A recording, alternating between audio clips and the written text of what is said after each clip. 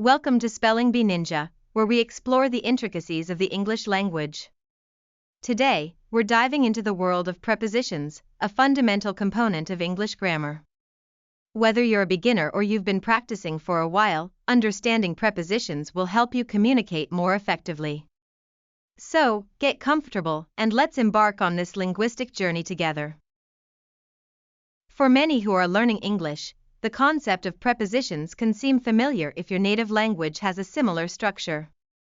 However, for native English speakers, prepositions often go unnoticed as they naturally learn to use them. A preposition is a word that shows the relationship between nouns and other words in a sentence, touching on aspects like location, time, direction, and even logic. Typically, these words come before a noun or pronoun, hence the term preposition, which literally means to position before. If these words appeared after the noun, they would be referred to as postpositions, but that's a topic for another day.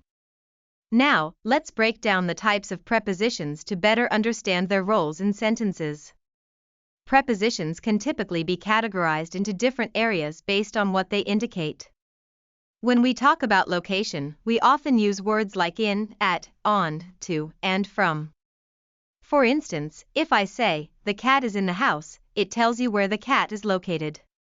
When we consider time, prepositions such as in, at, and on also come into play. For example, we say, I will see you at noon to convey when we will meet. Directional prepositions include toward, past, and down. If you say, she walked toward the door, you're indicating the direction of her movement.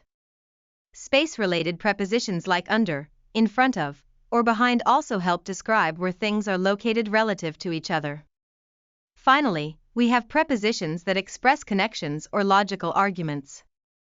You might hear of by and with, which tell us how things are connected or related. To put it into practice, let's look at some specific examples for each type. When talking about location, we might say, the books are on the table, illustrating that they are in contact with that surface. The use of in here suggests something is surrounded, as in there are apples in the basket. When we think about time, the word at is often used to specify exact moments, like in the sentence, the meeting starts at 9 a.m. Moving to directions, down can indicate movement to a lower level, as in he climbed down the stairs. And in spatial terms, we might say, the dog is under the table, showing position.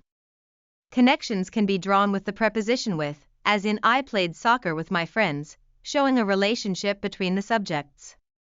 Finally, logical connections can be illustrated through about, such as in this book is about history, providing clarity on the subject matter discussed. Through these examples, we can see how the context informs the precise meaning of each preposition. Some prepositions can even take on multiple meanings based on their usage, which can add to the complexity of learning them. It's essential to practice reading and writing with these prepositions to get used to their correct applications in different contexts. Remember, certain prepositions pair with specific nouns and pronouns. Think about married to, where to is the only correct preposition that can accompany married. Exploring and expanding your vocabulary in this area is beneficial. Learning prepositions, while initially tricky, becomes much easier with consistent practice and exposure to high-quality English writing. Recommendations include reading books, articles, and other materials suitable for your level. These will not only improve your understanding of prepositions but also enhance your overall language skills. So, immerse yourself in the beauty of the English language and enjoy the process of learning. Today, we've unlocked the world of prepositions in English. By understanding their types, location, time, direction, space, connections, and logical arguments, you now have tools to construct sentences that express relationships clearly and effectively. Remember that prepositions come before nouns and how their meanings can shift based on context. Practicing these will bring richness to your English communication. Keep exploring, and soon these little words will become second nature.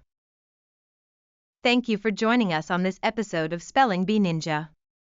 We hope you feel more confident in using prepositions in your writing and conversations. Keep practicing, and don't hesitate to revisit this episode whenever you need a refresher. Until next time, keep learning and embracing the English language. Goodbye and happy studying.